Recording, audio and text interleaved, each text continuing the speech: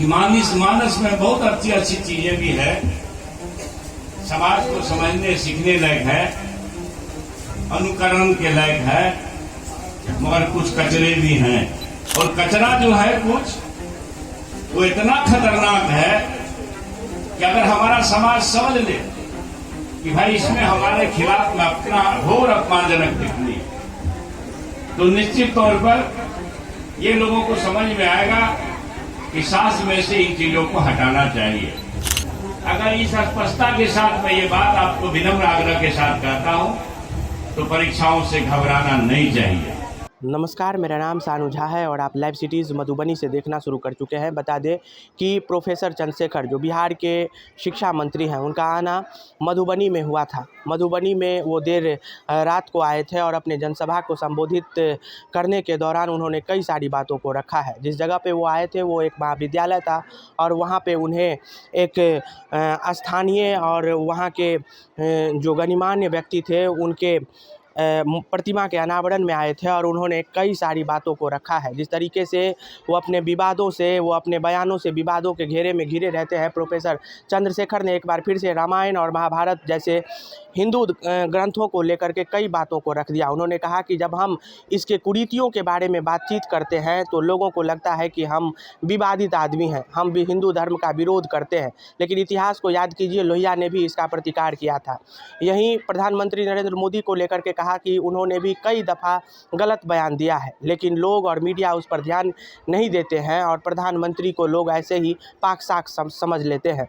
इतना ही नहीं, जाति को लेकर के कहा कि जाति हमारे द्वारा बनाया गया एक कुरीति है, ये ईश्वर ने नहीं बनाया है। इसके साथ डोमिसाइल नीति और अभ्यर्थियों को लेकर के कहा कि प्रोफेसरी जब लोग करते हैं तो उस प्रोफेसर बनने में दक्षता परीक्षा देने के लिए हमें नेट देना पड़ता है, इसीलिए आप लोग परीक्षा से मत घबराइए। डोमिसाइल नीति पर प्रोफेसर चंद्रशेखर ने रात में कई सारी बातों को रखा है। देखिए इस वीडियो में मधुबनी के किसनीपट्टी आए एक महाविद्यालय में प्रतिमा को अनावरण करने के लिए प्रोफेसर चंद्रशेखर कई सारी बातों को रखे हैं। महाभारत और रामायण जैसे हिंदू धर्म ग्रंथ पर जिस तरीके से वो बयान देते हैं, वहाँ भी उन्होंने कई बातों को रखा है। देखिए इस वीडियो में क्या कुछ कह रहे हैं प्रोफेसर चंद्रशेखर।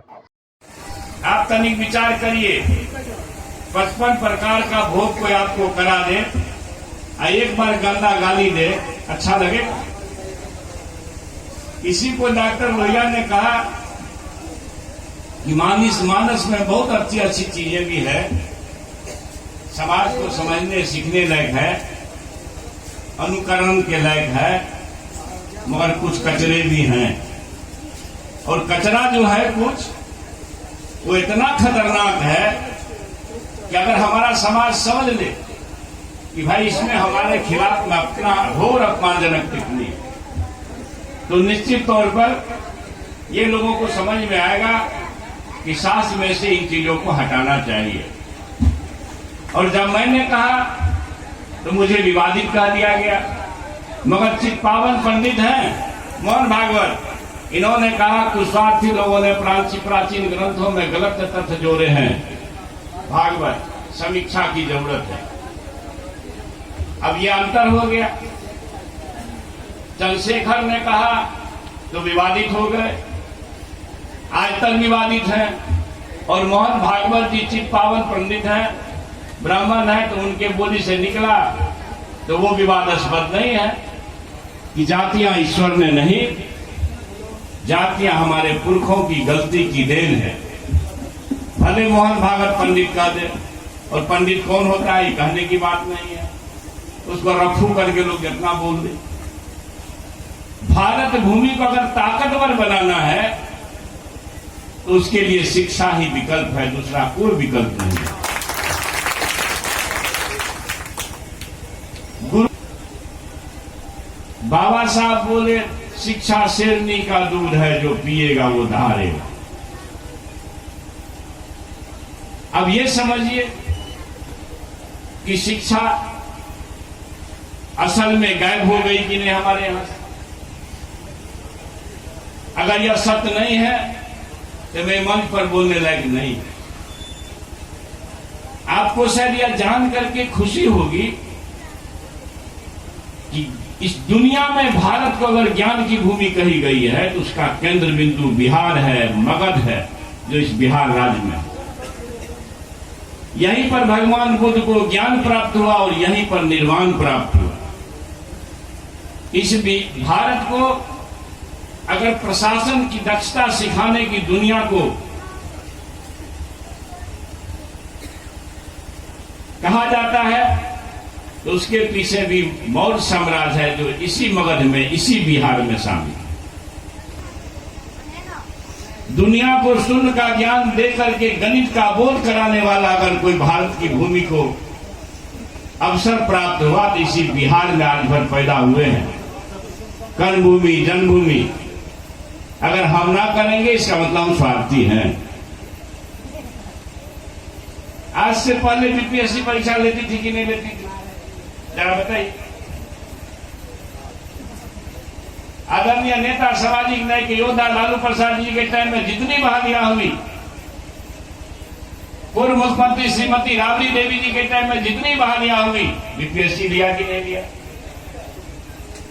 अब इस पर अगर आपत्ति है तो मेरे लिए चिंता का विषय। मैं समझता हूं कि किसी न किसी को तो यह हलाहल पीना था और बिहार विकास के शिल्पकार आदरणीय नीतीश कुमार के नेतृत्व में चलने वाली सरकार अगर यह निर्णय लिया है तो आप सबका सहयोग चाहिए कि हमने दक्षता परीक्षा पास की, हमने ट्रेनिंग किया, तो हमको और एक परीक्षा क्यों देनी चाहिए? ये कहते हैं, लेकिन दक्षता कैसे पास किया है 20% लड़के, ये भी आप लोग जानते हैं। अगर नहीं जानते हैं तो कोई बात नहीं, खुद में आंख में धूल झोंकिए या हमको झोंकिए।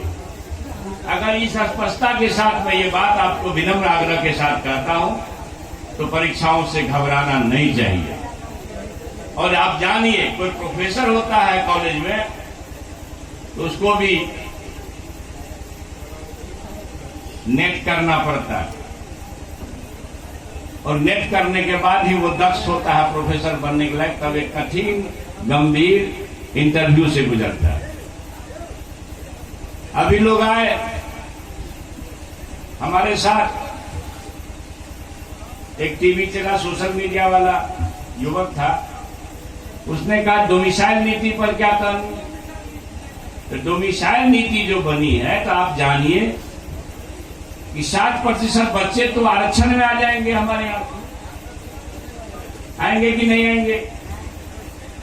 50 फिर 10, और जब हमारे बिहार के बच्चे हैं तो कम से कम रेस्ट जो बचेंगे 40%। मुझे पक्का विश्वास है कि 40% में से कम 30% हमारे बच्चे आएंगे। कितनों कमजोर हुआ है कि लड़का मेहनत करके पढ़ता। तो इस स्थिति में, और जब निर्णय होता है किसी नीति का तो ये सामूहिक जिम्मेवारी के साथ होता है, पूरे मंत्रिपरिषद का निर्णय होता है, किसी एक व्यक्ति का निर्णय नहीं होता। तो देखा आप लोगों ने कि किस तरीके से प्रोफेसर चंद्रशेखर ने तमाम बातों को स्पष्ट रखते हुए कहा कि हम जो कहते हैं वो बात अनुकरणीय नहीं होती है।